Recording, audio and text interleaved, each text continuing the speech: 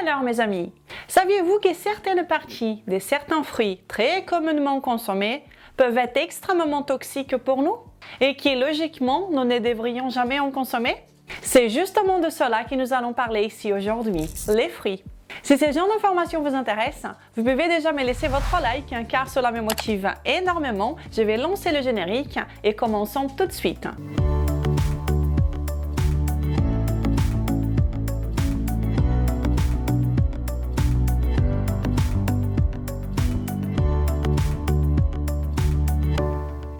Bonjour les amis, comment ça va? Je suis Renata Barcelus, étudiante en sciences nutritionnelles depuis 2014. Je fais partie de la Nutrition Network, je suis la fondatrice de mairedefinitivement.fr et la responsable du code Maigre Définitivement en France. Mais beaucoup plus important que cela est que je suis ici toutes les semaines pour partager avec vous les vérités derrière la perte de poids, la santé et un style de vie sain. Et le tout, comme vous le savez ou peut-être pas, basé entièrement dans le meilleur de la science nutritionnelle disponible actuellement, de façon claire et directe, sans peur de vexer certains. Et cela pour vous aider à devenir une meilleure version de vous-même. Et aujourd'hui, je viens pour vous parler des fruits. Les fruits, dans la nature, ont une mission très importante. La plante crée les fruits pour germer et faire d'autres plantes et autres arbres en autre part. Donc, les fruits ont été faits par les plantes et par les arbres d'une façon très attractive pour que ces graines puissent germer autre part, assurant alors le développement de la plante. Il y a des fruits seulement faits pour les oiseaux par exemple, et d'autres qui sont aussi adaptés à la consommation des mammifères comme nous les êtres humains. Donc, les fruits est le véhicule des graines. Et c'est pour cela que les fruits sont délicieux et souvent sucrés. C'est une façon d'attirer les animaux pour les consommer et ainsi transporter leurs graines. C'est que la plante ne veut pas que nous mangions, ni aucun autre animal d'ailleurs, sans ces graines. Elle veut que vous transportiez ces graines et non pas que vous les mangiez.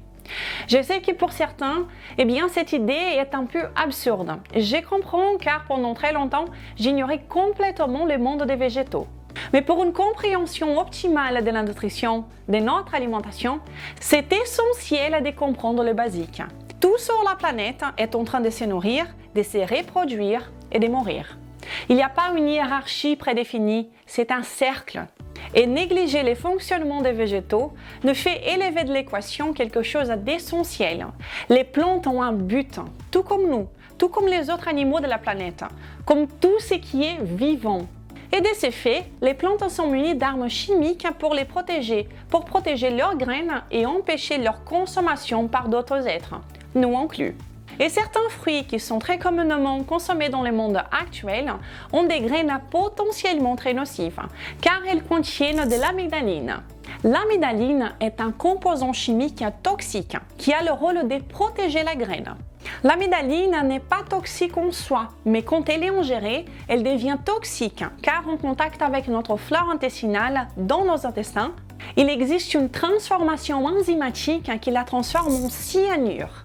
Et le cyanure, comme vous le savez peut-être, est une toxine très puissante chez les êtres humains. Et donc, quels sont les fruits qui contiennent de l'amygdaline dans leurs graines? Beaucoup pensent qu'ils mangent les graines, les noyaux, les pépins. Cela ne peut faire que du bien, car c'est naturel. Et voici encore une fois une bonne raison pour se renseigner au lieu de se fier seulement à des raisonnements simplistes qui paraissent logiques, mais qui ne les sont pas à une échelle biologique et physiologique. Nous ne sommes pas supposés manger les graines. Donc, l'amygdaline est présente dans les pommes, dans les pêches, dans les cerises et les abricots, ainsi que dans les amandes sauvages. Non pas celles que vous trouvez au supermarché, mais celles qui n'ont pas été modifiées. L'amande, la vraie, est extrêmement toxique pour les êtres humains. Et l'une des raisons est à cause de l'amygdaline. Donc, dans les graines, les pépins et les noyaux des fruits, il y a de l'amygdaline qui est transformée en cyanure. Nous voyons que les noyaux de pêche, d'abricots et même de cerises sont durs. C'est un indice de la nature que nous ne devrions pas les consommer. Mais il y a ceux qui pensent que les broyer est une bonne idée et les consomment. En contrepartie, c'est assez simple de manger les pépins des pommes, car ils sont tout petits et ne sont pas durs. Mais ils ne sont pas bons, ils ont un goût amer. Et dans la nature, ce qui a un goût amer pour les mammifères, c'est signe que nous ne devrions pas en consommer, ou au moins pas en grande quantité. Encore une fois, un indice de la nature que nous ne devrions pas les consommer. Le but du jeu, pour faire continuer le cercle dont je vous ai parlé, est que vous preniez la pomme de l'arbre, que vous la consommiez et que vous jetiez le pépin pour qu'il commence à se développer une nouvelle plante. Et c'est ça que la plante espère de nous. C'est pour cela qu'elle vous invite à venir vers elle et de vous alimenter de ses fruits. Elle veut assurer sa survie. C'est un échange, c'est un jeu gagnant-gagnant. Mais cela si nous le jouons comme il le faut, bien entendu. Ironiquement, cette amygdaline, il y a quelques décennies, a été utilisée dans une grande farce, soi-disant un traitement pour les cancers, qui était fait avec l'amygdaline. Il n'y a jamais eu d'épreuve de l'efficacité de ces traitements, mais par contre, une campagne de marketing gigantesque. Et le résultat a été l'une des plus grandes farces du traitement du cancer. Sans négliger que cela a été également très lucratif. Cela n'existe plus de nos jours. L'amygdaline a été incriminée, elle est toxique. Mais fondamentalement, oui, ils étaient en train de vendre du venin comme en étant un médicament. Donc, l'amygdaline est présente dans les pépins et les noyaux des fruits, mais également dans d'autres aliments qui n'ont rien à voir avec les fruits et que je suis sûre que vous allez apprécier d'en apprendre davantage. Mais avant cela, je voudrais dire que la transformation d'amygdaline en cyanure par notre corps est déjà bien documentée et il y a même des études sur le rat qui ont été menées. Mais Renata, des études sur le rat? Ce n'est pas toi qui dis que nous ne pouvons pas nous fier à ces genres d'études? Eh bien, tout à fait, c'est cela même.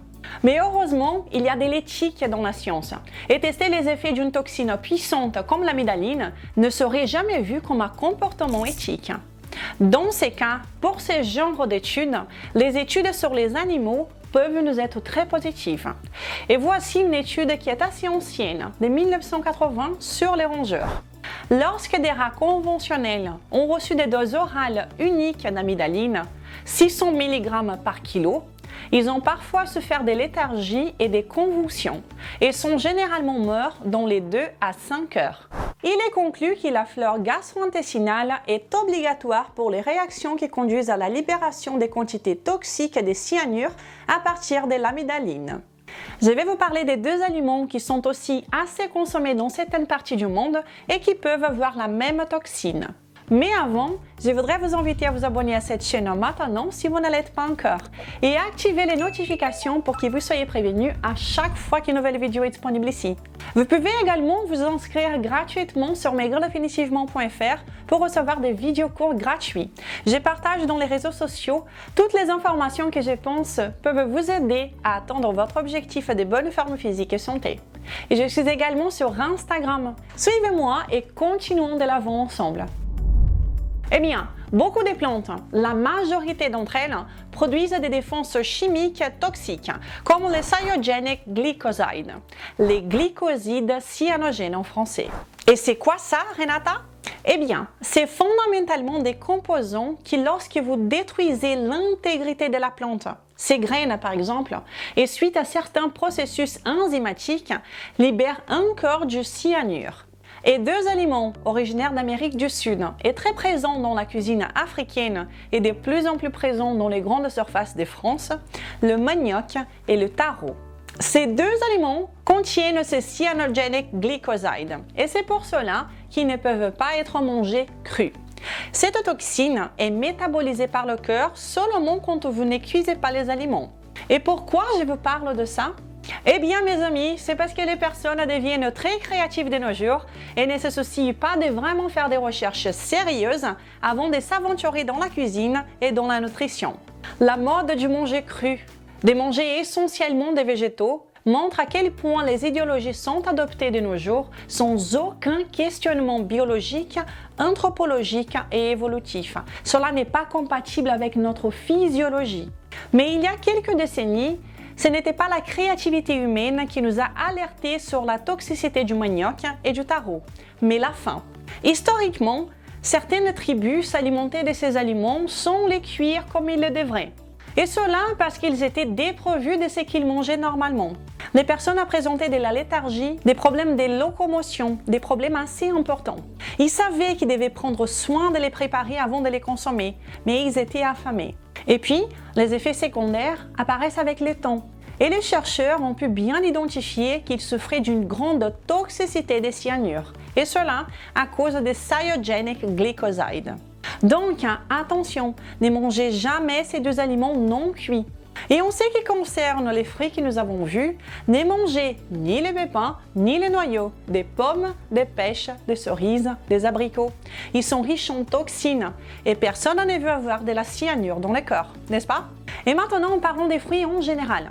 Est-ce que nous pouvons manger des fruits dans l'alimentation forte? Ça, c'est une question que je reçois assez souvent.